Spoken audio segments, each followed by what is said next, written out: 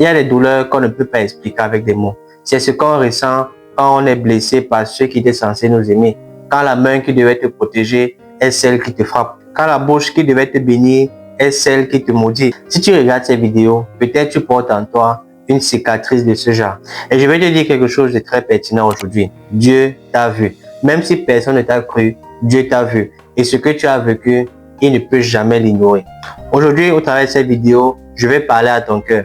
Pas comme un prédicateur, mais tout simplement comme quelqu'un qui sait ce que c'est d'être saigné à l'intérieur. Il y a des gens qui ont grandi dans des maisons qui ressemblaient plus à un champ de bataille qu'un foyer. Des cris passés, des coups par là, des insultes, des humiliations. Et le pire, c'est que souvent, ça vient d'un père, d'une mère, d'un conjoint, d'un frère ou tout simplement une sœur. Tu as appris à te taire pour ne pas aggraver la situation parce que tu voulais être une fille courageuse et un garçon courageux. Tu as appris à sourire pour ne pas montrer à tous ceux qui sont autour de toi que tu es blessé. Et même à l'église, tu as fait semblant d'aller bien alors qu'au plus profond de toi, à l'intérieur de ton cœur, tu cries encore. Il y a des coups qu'on oublie, mais il y a des paroles qu'on ne peut jamais oublier.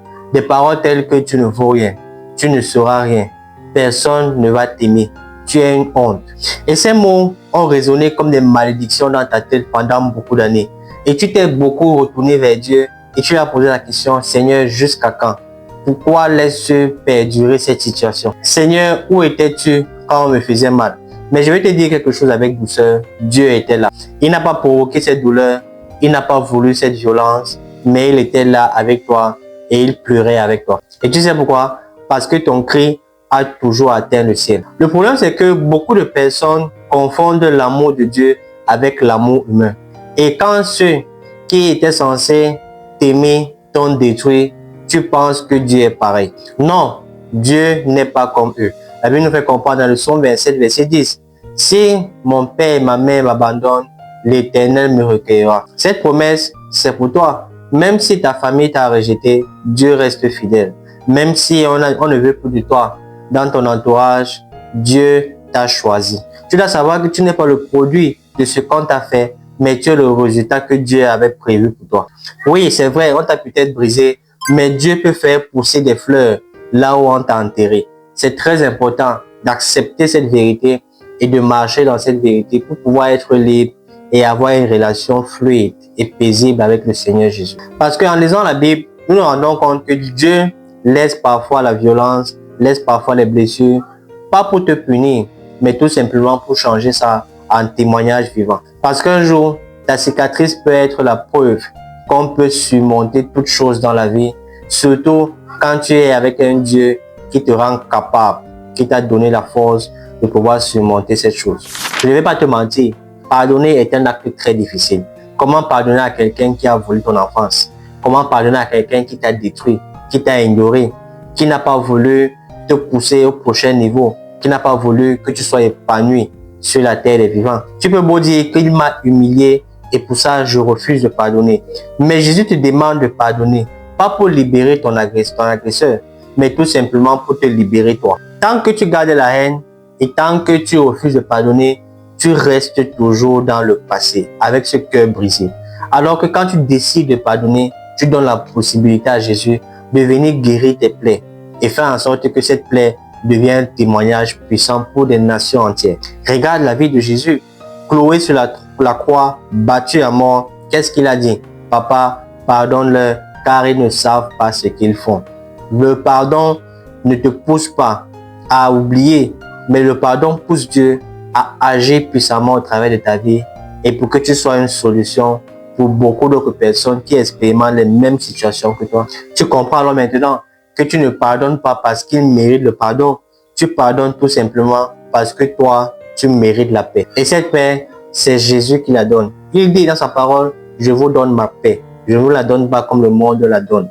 Et si cette situation te hante et que tu passes encore des nuits à crier et que tu n'as jamais parlé de cette situation à quelqu'un, prends cette nuit pour crier à Dieu. Parle sincèrement au Seigneur Jésus. Pleure s'il le faut parce que c'est au travers de lui que tu auras la solution. N'aie pas honte de pleurer devant lui car tes larmes sont comme des prières silencieuses devant Dieu. Il peut te donner une nouvelle famille, des nouveaux liens, un nouveau cœur, son cœur à lui qui va te pousser à aimer davantage. La Bible nous fait comprendre dans le psaume 34, verset 19, l'Éternel est près de ceux qui ont le cœur brisé. Et ce cœur brisé, Jésus veut le reconstruire morceau par morceau. Pour que demain, tu puisses parler de ton passé, non pas en tremblant, mais avec foi et assurance, sachant que ce message que tu transmets va aider une multitude de personnes. Tu vas parler de ça en souriant, en étant très joyeuse et joyeux, tout simplement parce que Dieu aura changé ça à un témoignage vivant. Alors ne laisse pas ton passé, cette violence, cette douleur te définir, laisse la grâce de Dieu te redéfinir. Si cette vidéo t'a touché le cœur et si tu t'es reconnu au travers de ces paroles, de ces mots, je vais prier pour toi maintenant. Seigneur Jésus, je te prie pour cette fille, pour ce fils qui écoute ces vidéos maintenant. Tu connais, Seigneur, les douleurs de son cœur. Viens, Seigneur, toucher son cœur. Saint-Esprit, touche où aucune parole, aucune personne ne peut agir.